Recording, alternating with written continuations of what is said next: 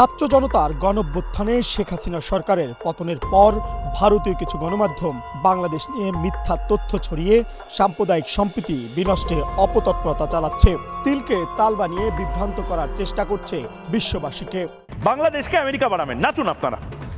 18 কোটি মানুষকে পথে বসাবে মোহাম্মদ ইউনূস।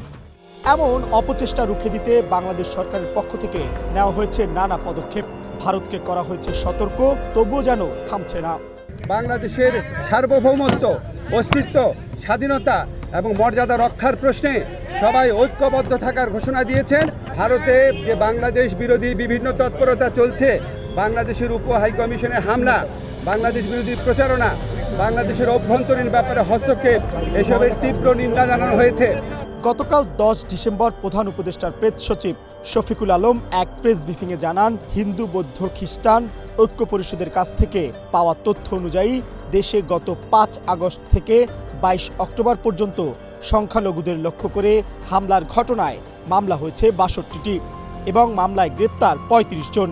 আর পূজা মণ্ডপ ও উপাসনালয় কেন্দ্রিক সহিংসতায় পুলিশের কাছ থেকে সরাসরি রিপোর্ট অনুযায়ী মামলা হয়েছে 26টি এবং তাতে গ্রেপ্তার হয়েছেন 35 জন। বাংলাদেশে যারা এই ধরনের ন্যাক্কারজনক কাজে জড়িত তাদের সবাইকে গ্রেপ্তার করা হবে। হিন্দু বৌদ্ধ ঐক্য পরিষদ হতে প্রাপ্ত তথ্য অনুযায়ী মামলা হয়েছে 62টা, আর পুলিশের নিকট সরাসরি রিপোর্টকৃত সহিংসতার তথ্য অনুযায়ী আরও মামলা হয়েছে 26টা। বাংলাদেশে এমন খবর হলেও ভারতীয় গণমাধ্যম রিপাবলিক বাংলা সংবাদ প্রচার করেছে ভারতের কূটনৈতিক চাপের কাছে নতি স্বীকার বাংলাদেশ সরকারের। এসব সংবাদের সঙ্গে তারা জুড়ে দিয়েছে নানা অপতথ্য। এই যে কূটনৈতিক চাপ, সেটা কতটা আরো ভয়ঙ্কর হতে পারে। এই সংবাদে প্রধান উপদেষ্টার প্রেস সচিব শফিকুল আলমের একটি ফোনালাপ প্রকাশ করা হয়, যেখানে তাকে বলতে শোনা যাচ্ছে চিন্ময় প্রভুর আইনজীবীরা সম্পূর্ণ নিরাপত্তা চাইলে তাই দেওয়া হবে।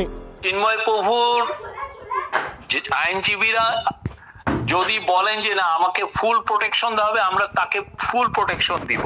এমন সহযোগিতার আশ্বাস দেওয়া হলেও রিপাবলিক বাংলার সংবাদ উপস্থাপক উল্লেখ করেন, চিন্ময় কৃষ্ণের 51 জন আইনজীবীর প্রত্যেকের চেম্বারে হামলা হয়েছে, 2 জন আইসিইউতে আছেন ভর্তি। অথচ এসব তথ্যের কোনো ভিত্তি নেই, মিথ্যা প্রোপাগান্ডা ছড়াচ্ছে রিপাবলিক বাংলা। 51 জন লয়ারের প্রত্যেকের চেম্বার ভাঙচুর হতো না, 51 জন লয়ারকে প্রত্যেককে মারধর করা হতো না, 51 জন লয়ারের মধ্যে 2 জন আইসিইউতে ভর্তি হতো না। অথচ গত 3 ডিসেম্বর চিন্ময়ের পক্ষে কোনো আইনজীবী না থাকায় জামিন শুনানি পিছিয়ে 2 জানুয়ারি ঘোষণা করা হয়। Mohammad Shafiqul Islam, Asian television.